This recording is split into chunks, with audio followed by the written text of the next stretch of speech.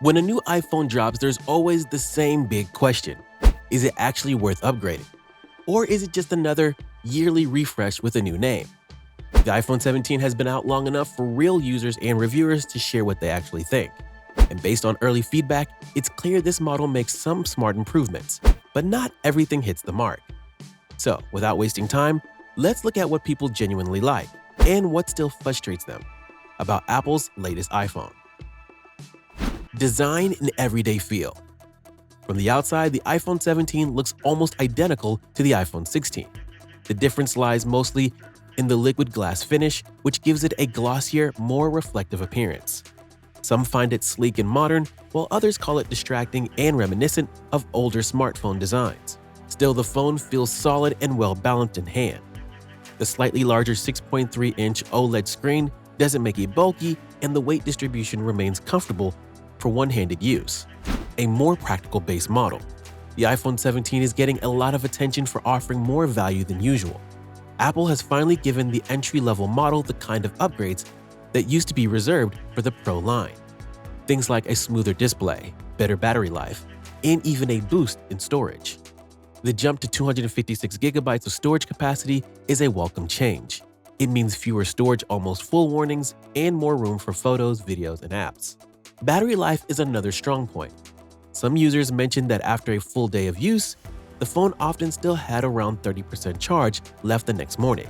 So for anyone tired of carrying a power bank, that's a noticeable improvement. The combination of Apple's new operating system and the efficient A19 chip seems to deliver not just longer battery life, but also smoother multitasking and something that is described as reassuring for daily use. Display that feels more premium. Apple has finally brought its ProMotion 120Hz display to the regular iPhone lineup.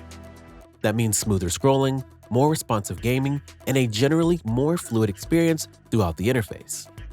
The new liquid glass design adds a semi-translucent effect, allowing background content like messages or notifications to remain subtly visible. This gives the phone a layered feel that makes multitasking quicker. Another small but practical win is its visibility in bright sunlight. The new anti-glare coating and 3000 nit peak brightness make the screen easier to see outdoors. And people say the change is instantly noticeable. And then there's the always-on display, something that used to be exclusive to the Pro models.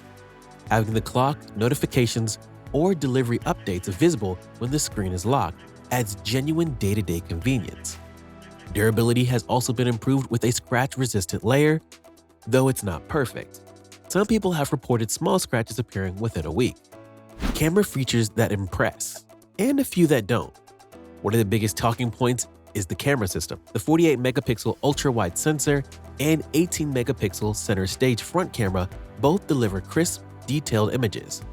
The front camera automatically adjusts between portrait and landscape orientation during selfies, which users love for group photos or quick video calls. There's also the dual capture mode, which records using the front and rear cameras at the same time. Reviewers see it as a fun way to film events or live reactions without needing a second device. However, not everything in the camera is winning people over. When zooming in to the maximum level, photos tend to lose sharpness and start to look like blurry watercolor. It's a small trade-off, but noticeable for anyone who often shoots distant subjects. Some also point out that the camera control button introduced last year hasn't evolved. It relies heavily on gestures to switch modes or adjust zoom, and there's frustration that Apple hasn't added a true Pro mode with manual options like shutter speed, ISO, or focus control. For photography enthusiasts, it feels like a missed opportunity. Performance and cooling. Now let's talk about performance. The A19 chip with 8 gigs of RAM keeps things fast and responsive. Everyday tasks, app switching, and gaming all run smoothly. But when it comes to extended gaming sessions or demanding apps, some users report that the phone can get uncomfortably warm. But the iPhone 17 Pro handles heat better, thanks to an improved cooling system. So while the base iPhone 17 performs well overall, heavy gamers might prefer to step up to the Pro model. The Apple Intelligence question. One area that clearly divides opinion is Apple's approach to on-device intelligence. Many expected major leaps in Apple Intelligence with its release. But the iPhone 17 doesn't introduce much beyond what the iPhone 16 already offered. Currently, devices like the Pixel 10 allow complex photo edits simply by describing what you want using natural language. While Apple's tools still feel limited, the absence of new Apple Intelligence tricks has left some users disappointed, especially since Apple positions these features as major parts of its future strategy. Right now, the consensus is that it's functional but far from groundbreaking. Value for money. The iPhone 17 base model with 256 gigs of storage starts at $799. The iPhone 17 Pro begins at $1,099, and the new iPhone Air model is priced at $999. These prices are consistent across major retailers. The verdict? Overall, feedback on the iPhone 17 paints a consistent picture of a thoughtful upgrade that closes the gap with Apple's higher-end models, while keeping its focus on everyday usability. People love the display smoothness, improved brightness, and longer battery life. The front camera and dual recording features bring fresh creativity to mobile photography. On the flip side, the lack of innovation in Apple Intelligence, the unchanged camera control setup, and some major heating issues during gaming hold it back from feeling completely new.